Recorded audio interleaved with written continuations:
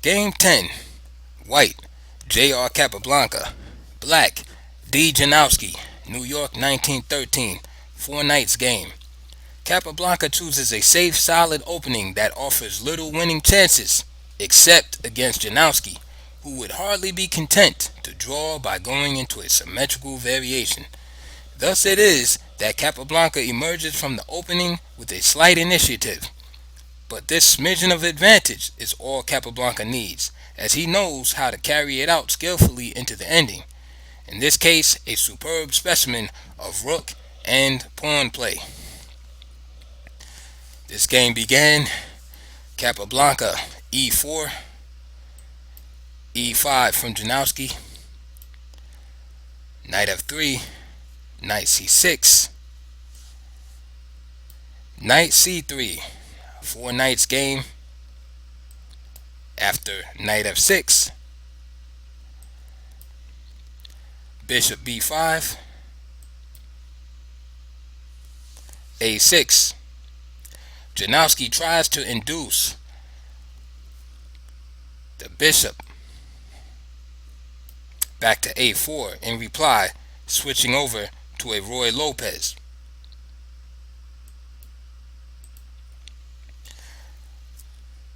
The strongest defense, knight d4, had just about then been discovered by Rubinstein, but could not have been known to Janowsky, who never opened a chess book in his life. Back to the game.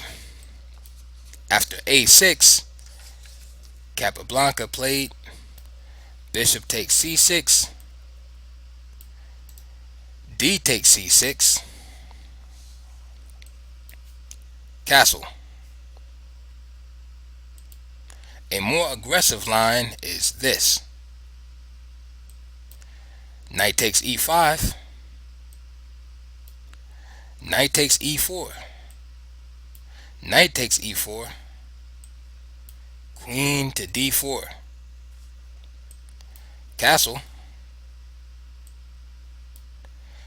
queen takes e5, d4, queen f5. Obviously not queen takes e4, as the queen and rook would then, the queen and king would be lined up on the e file, and then the rook would just come to e1.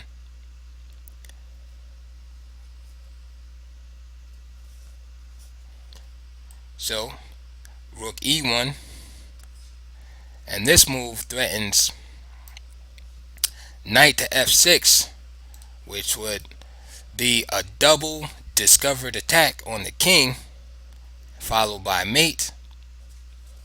So therefore, bishop e6, bishop g5,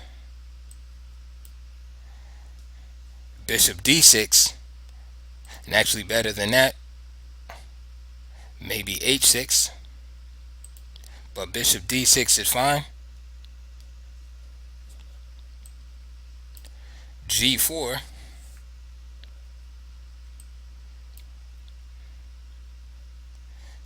queen g6,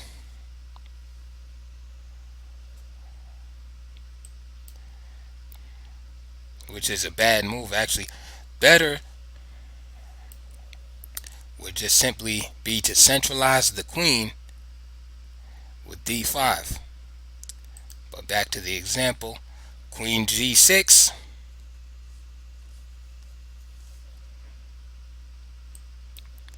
f4, f5, knight takes d6 check, c takes d6, and d5, exploiting the pin, and white wins a piece or more, as the game Janowsky against Rubinstein at Ostend in 1907.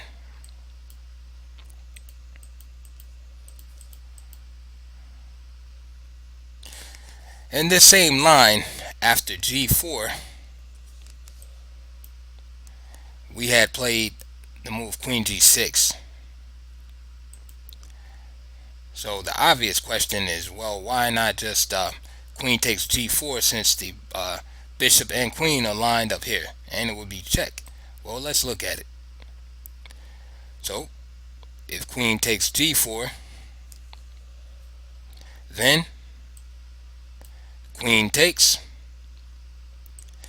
bishop takes, and now you have the same problem with the king stranded in the middle, and these discovered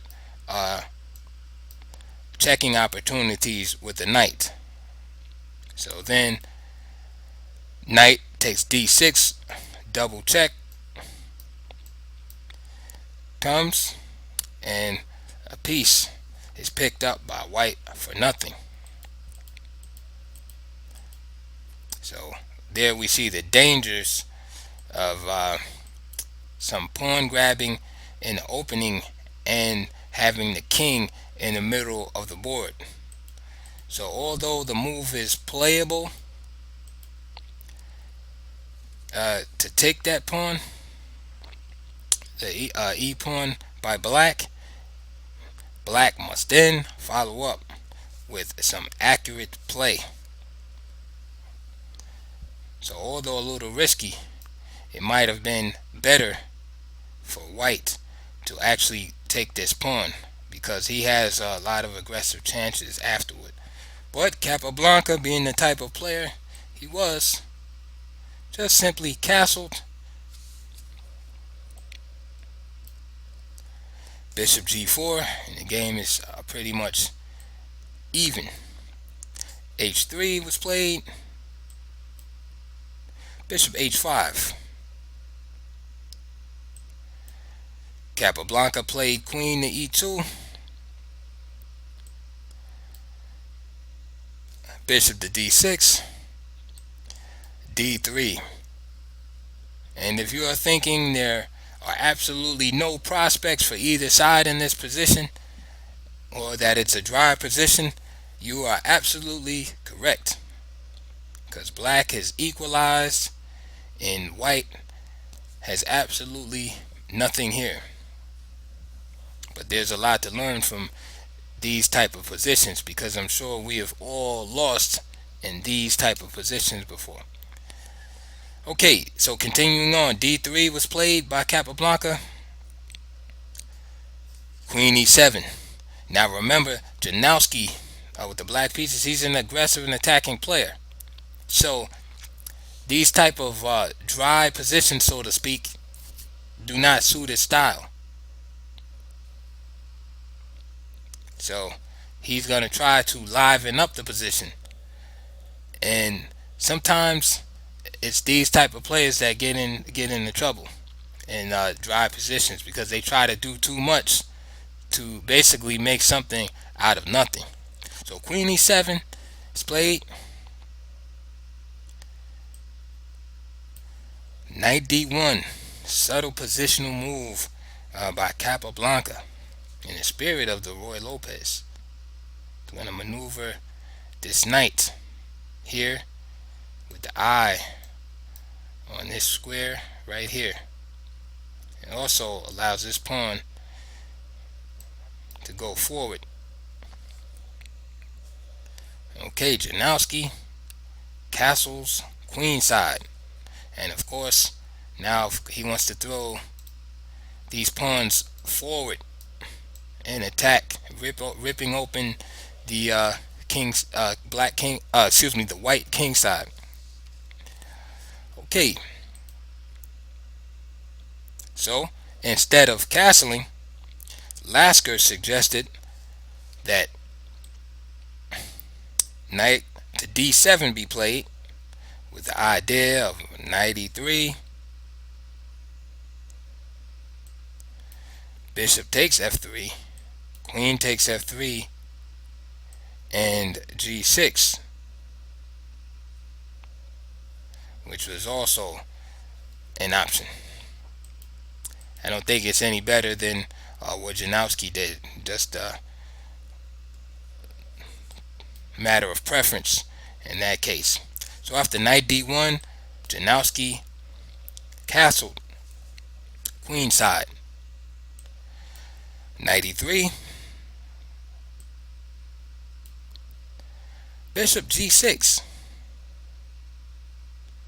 The idea behind bishop g6, because you say, well, why alleviate this pin here?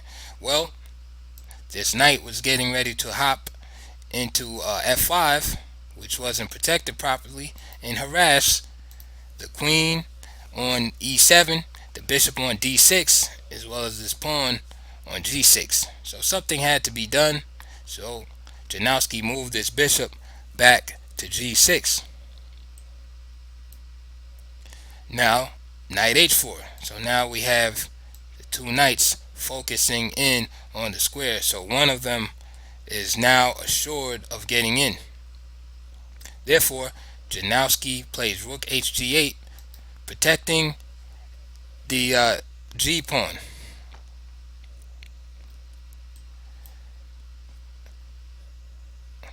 So knight e f5, and of course you can see the obvious attack here. This bishop is also now free and unblocked. Queen e6,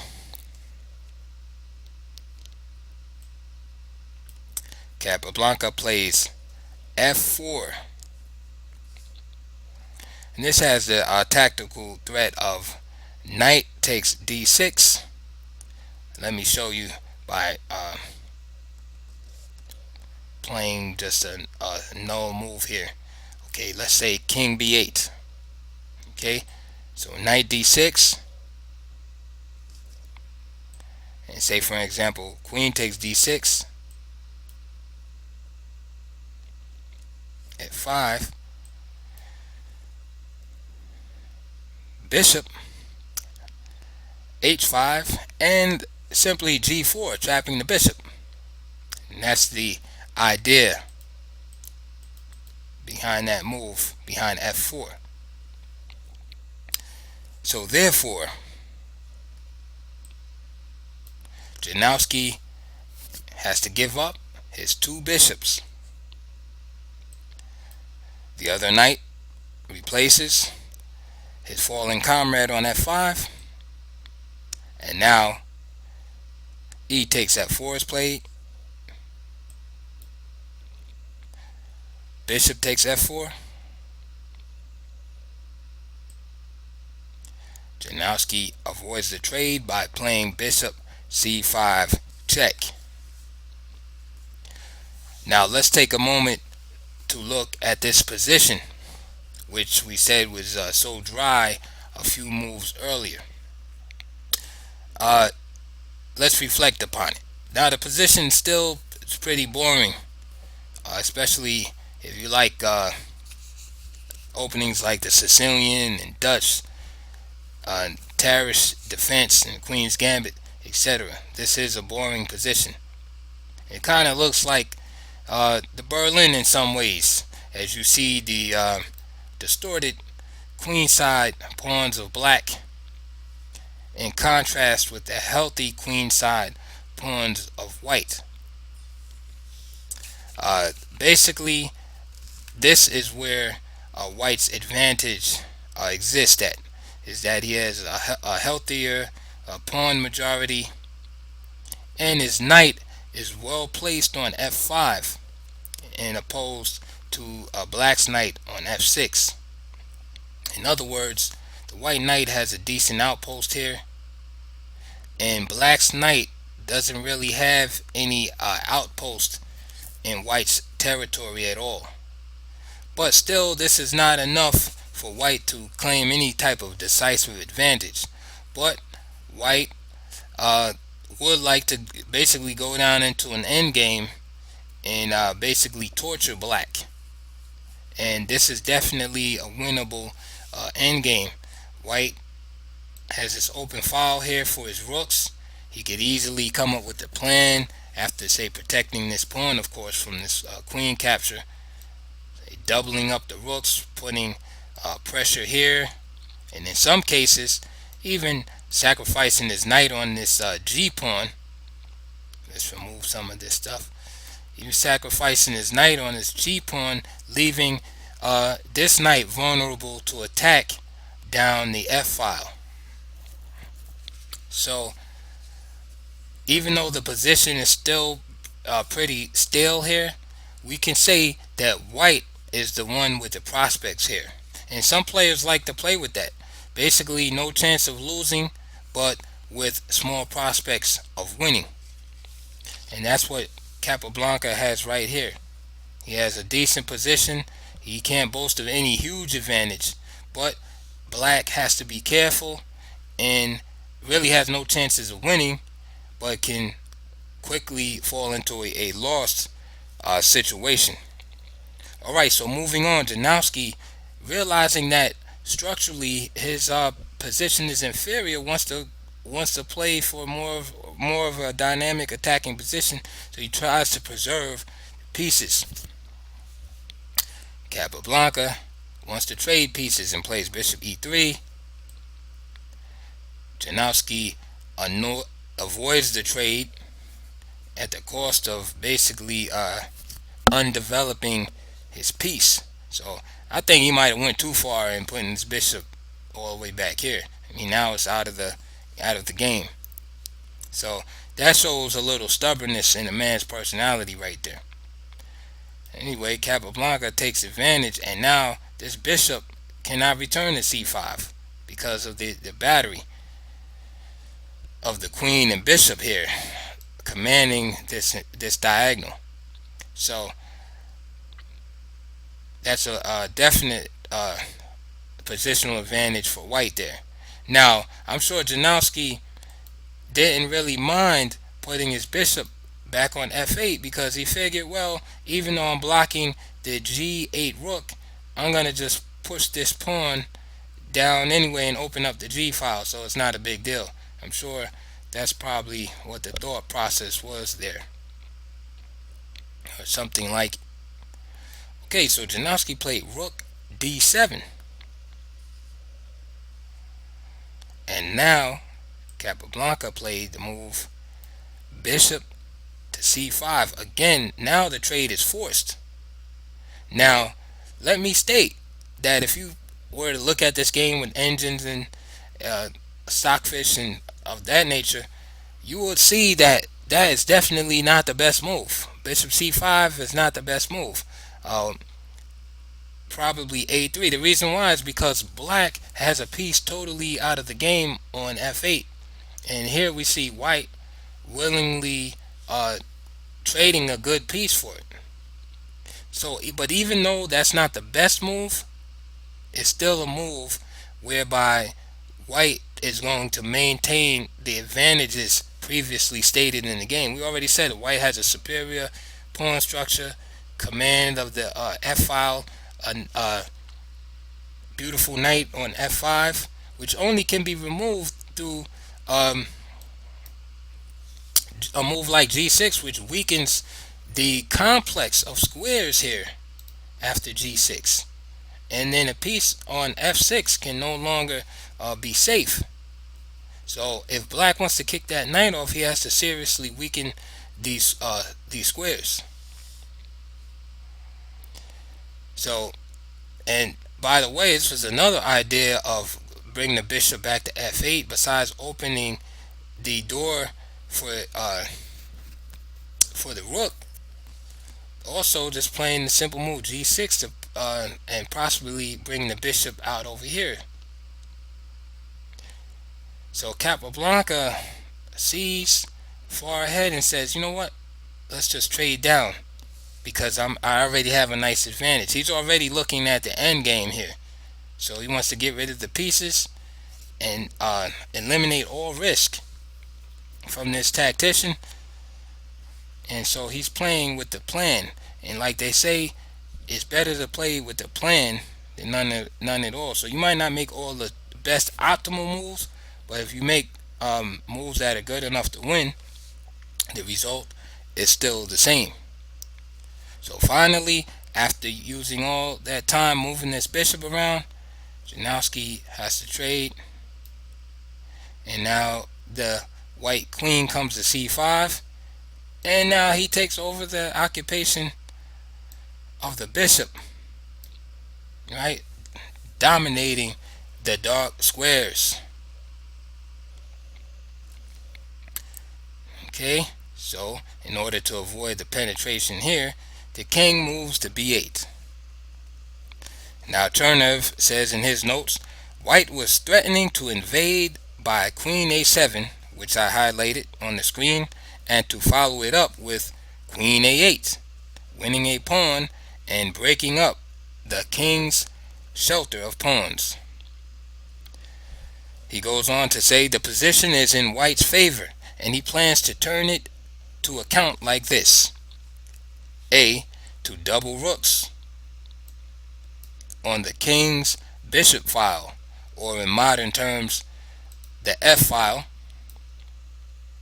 to induce the inevitable advance F7, F6. B. To exchange queens and knights. C.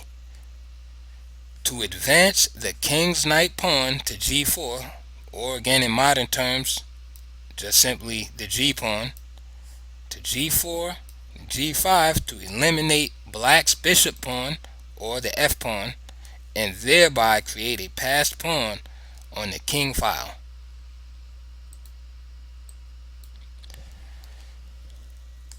And D. Then, well, the rest is a matter of endgame technique, which even then Capablanca had at his fingertips. Okay, so after Janowsky played the prophylactic king b8, the move we spoke about earlier and plan we spoke about earlier is being enacted. Rook f2, 98. Okay, anticipating white's threat of winning a pawn by rook to f1, rook af1, followed by, again, another move we spoke about earlier, knight takes g7, because then this knight being here would be exposed. Okay, so after 98, rook a f1, f6. Sooner or later, this move had to be made in view of the pressure on the pawn. Black had no time for it. Here's Chernev's variation: queen takes a2, as after 97, rook h8, rook takes f7, lets the enemy into the camp. Alright, back to the game here.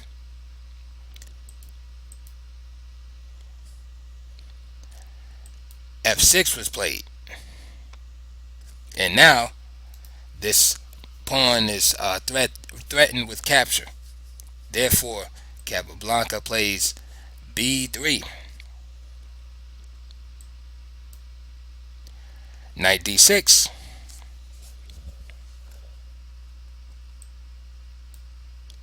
rook f4,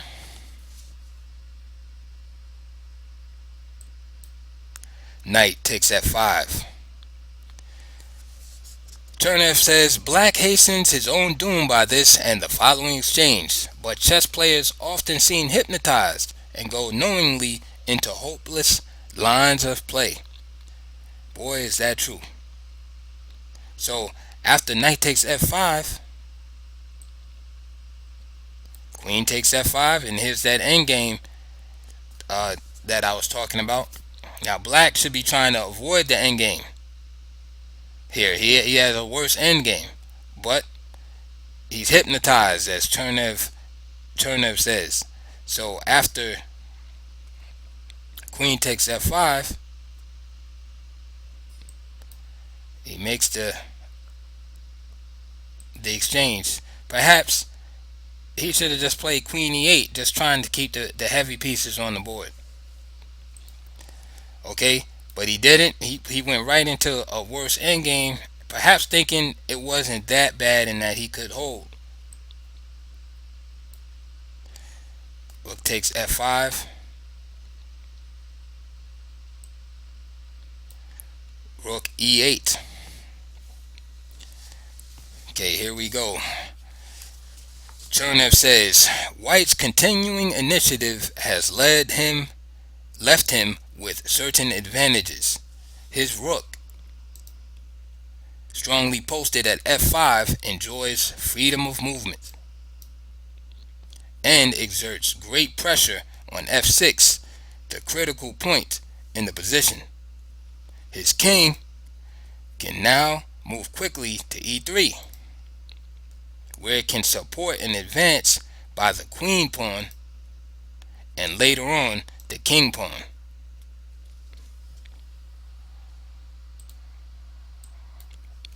In contrast, black is hampered by rooks that are restricted to defense and by the doubled pawns on the c file. These cannot be easily dissolved, as the preparatory b6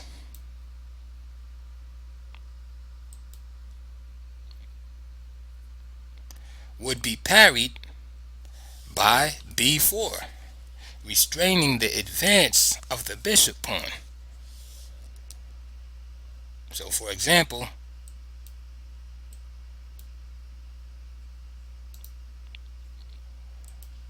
okay, so let's go back. So rook e8. Capablanca plans to create a passed pawn on the king file. So this is the passer, the candidate, with which he expects to win. To do this, right, to create this passed pawn, he must A. prevent black's queenside pawns from advancing. 2. Bring his king to e3. 3. Effect an exchange of black's f-pawn, and this is very important, by means of g2 to g4 and g5, so that you get this trade-off here, and this pawn would be free. And finally, advance the queen pawn and then the king pawn to acquire a pass pawn. So basically the d pawn and the e pawn will help each other out. Alright, back to the game. So after Janowsky's rook e8, Capablanca played g4. The first step in the process, the plan is to push the pawn onto g5 when the time is ripe to attack f6, the key square in the position. b6, we spoke about this earlier. b4 squashes any attempt to undouble the pawns. Now let's take a moment here and look at this. b4 is so powerful because in conjunction with the rook on f5, it totally cripples black's queenside. He cannot advance. He will lose a pawn. If he plays a move like a b5, for instance, these squares will become irreparably weak. And of course, he can't advance c5 or a5 because he would just lose a pawn. So this is just totally crippling. This one pawn is crippling the whole complex of black's queenside. And this is possible because of the activity of this rook on f5. That's why, my friends, we put our rooks on files that are open. That's why they say rooks belong on open ranks and files. And you can see that real clear here. This is where the rook is shining and in its glory. Right here. Alright, let's move on. So Janowsky basically has to mark time here. King b7. Now the king gets involved. There's no danger of the king being mated, so now the king makes his appearance in the end game. So king f2, b6. Here's the move that I was telling you about that was so weakening. Now look at these dark squares. Excuse me, b5. So now look how weak these squares are. Again, the queen side is totally crippled. No pawn moves available. But the idea behind this move is Janowsky wants to play king to b6 and then slowly free himself with a5 and then exchange that pawn. It's a slow plan, but that's really all he has to shoot for. Chernev says this would give him an open file for his rook and a chance for counterplay because this rook would then swing over. White, however, nips that idea in the bud. So a4, devastating move. And Janowsky plays rook to d4. Figures he's gonna go into attack mode. But let's look at the obvious capture right here. Chernev says no good comes of b takes a4, which leaves black's queenside pawn split up and isolated. And this is horrible. While the pawn he has gained cannot be maintained after rook to a1. So that's why he did not take, and that's why a4 was so powerful. And of course, if Janowsky tries to pursue his other idea with king b6, then just a5 check shuts everything down. So we can say and conclude that the idea, although clever, to play king b7 followed by king b6 and a5 was a interesting idea. It was nevertheless tactically flawed, and Capablanca found an awesome move in a4. So Janowsky, the fighter that he is, he finds rook d4, attacking and activating his rook. Okay, so we talked about this rook on the F file and how great it was. But what about this rook? This rook's not doing too much. So therefore Capablanca brings it into service, albeit in a minor defensive role here. So now rook to e5.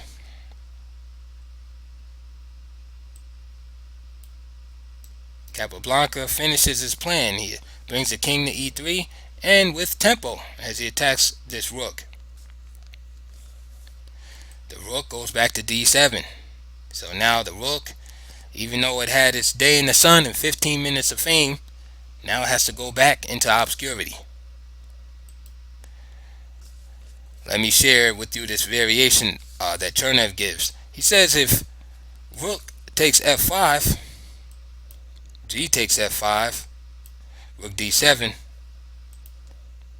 d4, and white has a winning position. And I agree with him.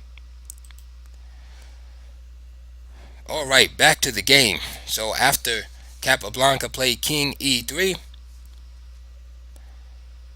rook d7 was played,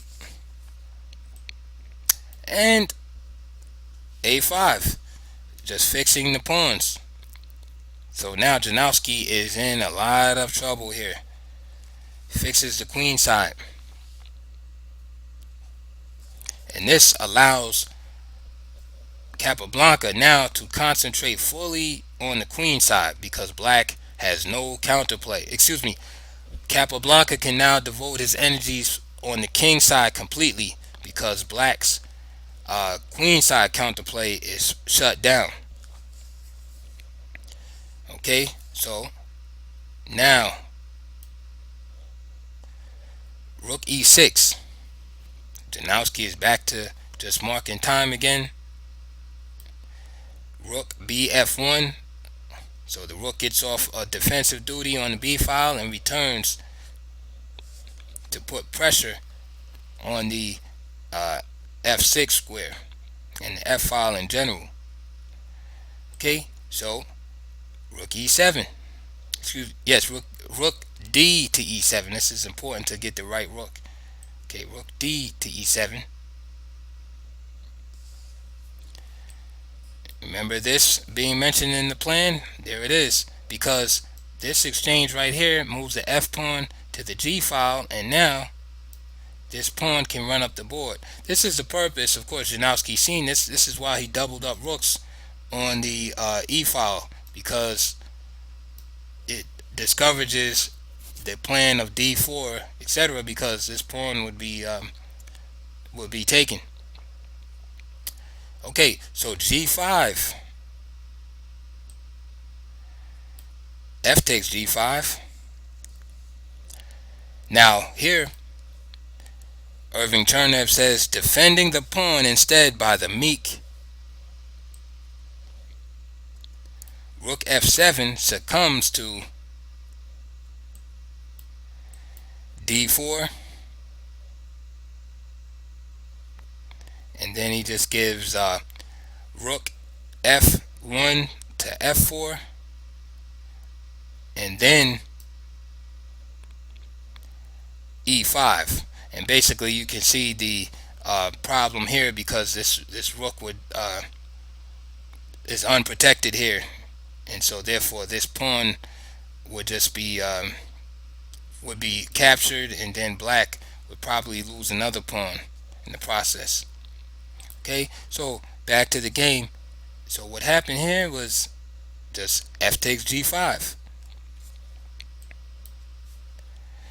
Rook takes g5. Now here's what Capablanca says. Capablanca at this point says his chances of winning are excellent. He cites these advantages. A. He has a passed pawn. B. His king is in an ideal position, ready to assist the pawns in their march up the board, or if need be, to occupy the dominating square c5, or if danger threatens, to shift to the king side. And finally, C. He has a rook commanding the open bishop file.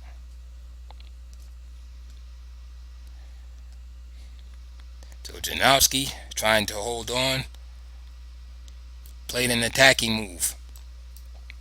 Rook h6. Rook g3. And notice, after Capablanca realizes his plans, now it's time to consolidate.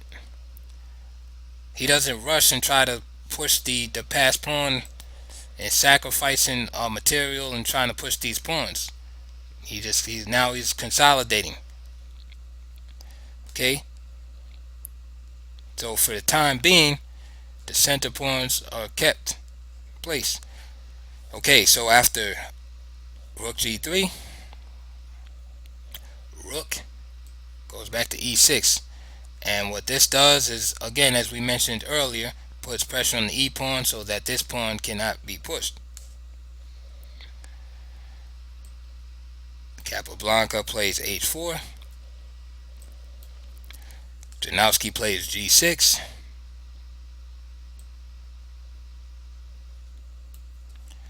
Capablanca plays rook to g5. And the idea with this move is just to play h5 and simplify the position. For instance, let's make a no move here and play king a7. H5 would be played, and then, for example, g takes and rook takes h5. And Chernev says white could then double his rooks against the isolated pawn and win it, or keep black occupied with the thankless task of defending it. So that's basically Capablanca's idea, is just simplify the position, and he's getting rid of one of his weaknesses, and then it will just be black left with weakness. Alright, so after 38 h4, Janowsky played g6, rook g5, h6, attacking the rook. Chernev gives or rook e5, rook f8, rook e8, rook takes e5, rook takes e5,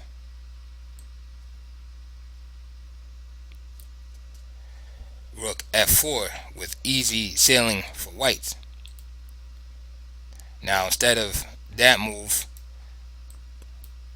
I don't see anything wrong with d4 immediately. Of course, then this move and then rook f4, so it probably works out the same. Okay, so let's get back to what took place. Okay, so after g6 to 38 g6, Kappa played rook g5, h6, and simply rook g4 was played. Rook g7. Chernev says otherwise white could force this with rook f1, f8, threatening rook to g8,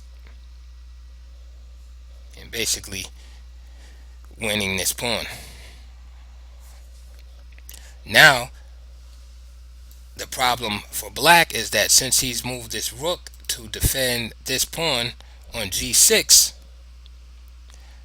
there's no longer adequate pressure on the e pawn to stop the advance of the d pawn.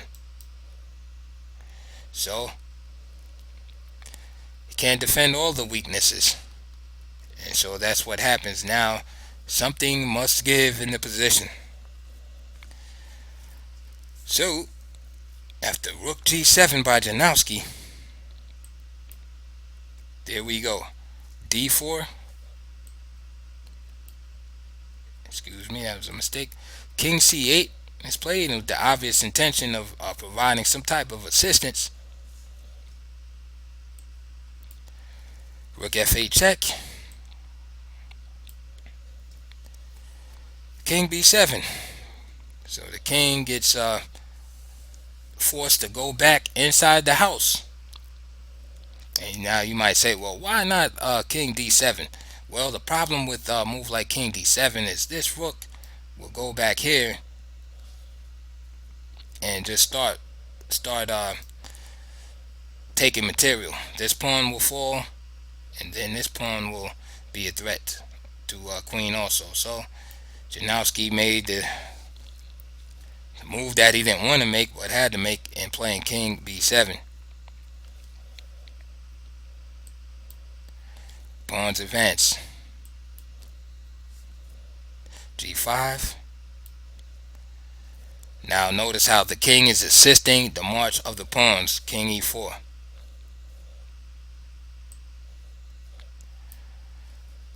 Now again, marking time. He moves rook, the e rook to e7. Capablanca trades off his weakness.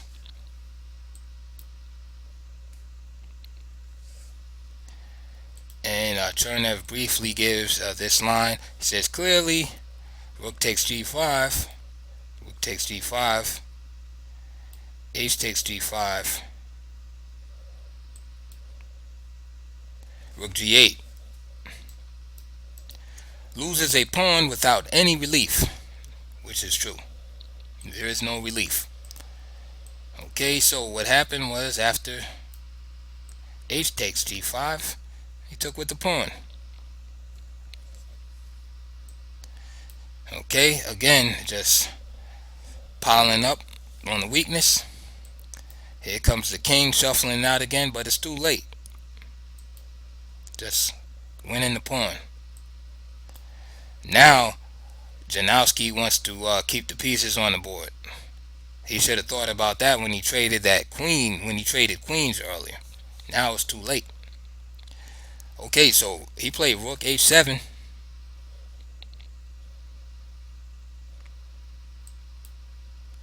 Kappa offers a trade again. Rook h5. King d7. Trade and trade.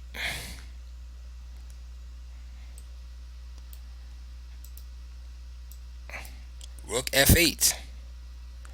What to do? Rook h4 check. King d3.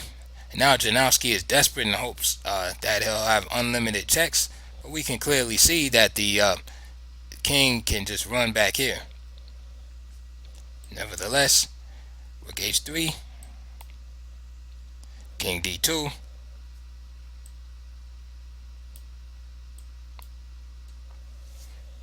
c5. This is like a desperate kind of move with the ideas of say for instance if b takes c5, this pawn will be left isolated and then the rook can swing over, win it, and also protect this at the same time. Then if the d pawn was the capture on c5, then this pawn will be isolated and then the king might be able to harass this pawn or even maybe this rook also. So these are like the last last ditch efforts in the position. Okay, so Chernev also gives so instead of c5 it says desperation, but there is no hope in rook h4, king c3, rook h3 check, king b2 with an analogous plan that I just spoke about of the king getting into safety. h4, c3, h2 check with the rook, and king b3. And white is free to attack the rook pawn and win it. So therefore, black is forced to resort to kind of like swindling tactics, desperate tactics. These are the type of tactics that sometimes prevail in blitz games. Okay, so Capablanca just took, keeping his pawns connected. Okay, and rook h3 was played. So it looks like Janowsky, might have some counterplay here. But instead, Capablanca plays a real simple move, and in accordance with the plan, he just pushes the pawns. Now you have a wall of pawns here, and there's really nothing that Janowsky can do. So he resigned. Now, Irving Chernev gives in his notes, if rook takes a5, rook f7 check, king d8,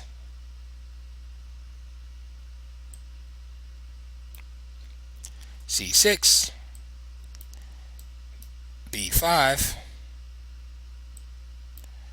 rook f8 check, king e7, d6 check, exclamation mark. C takes d6. Now if king takes f8, then just d takes c7 wins, because there's no way to stop this pawn from promoting. So c takes d6 and just c7, and white wins.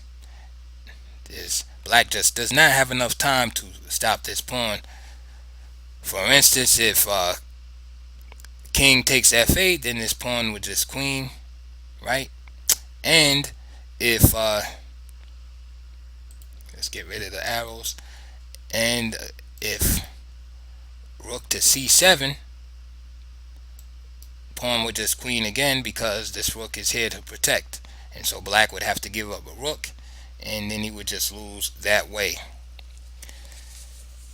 Lasker says Capablanca's play was beyond reproach, and he executed his plan in a very able manner. Again, I agree. Hope you enjoyed that game and analysis of Irving Chernev interspersed with my own analysis in comments. Thank you, and if you like, please subscribe, and I'll see you on the next game. Also enjoy my other videos, 500 pick miniatures. Okay, I'll see you later.